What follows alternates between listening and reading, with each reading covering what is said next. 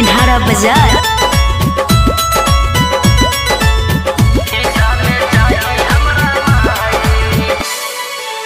सुनो ए भाई हिस्सा में चाही हमरा माई। सुनो ए भाई हिस्सा में चाही हमरा माई। धन दौलतिया हो सब संपत्तिया हो चाही न कवनो कमाई। सुनो ए भाई हिस्सा में चाही हमरा माई। सुनो ए भाई हिस्सा में चाही हमरा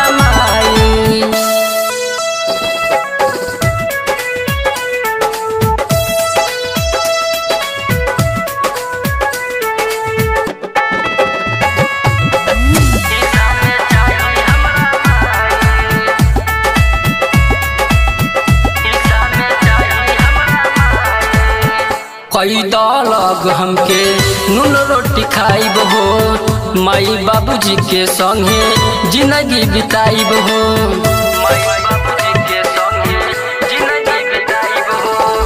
कई दलग हमके नून रोटी खाइब हो। माई बाबूजी के संगे जीवन बिताइब हो। समय का आइल हो घर भी बटाइल हो बन गइल केतना कसाई। सुनो ए भाई हिस्सा में चाही हमरा माई।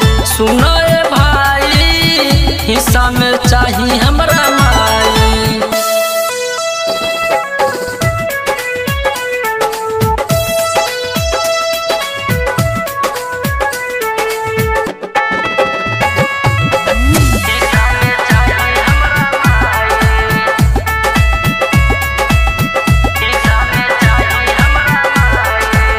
रजीप अविनाश कहे बतिया सच्चाई।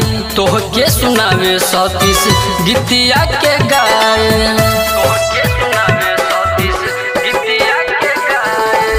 दीपक चांद कहे बतिया सच्चाई। तोह के सुनावे सतीश गीतिया के गाए। दुनिया के मेला में ऐसन झमेला में हमसे अकेले न में चाही हमरा माई। सुनो ए भाई हिस्सा में चाही हमरा माई। SCP रिकॉर्डिंग स्टूडियो भिनहारा बाजार।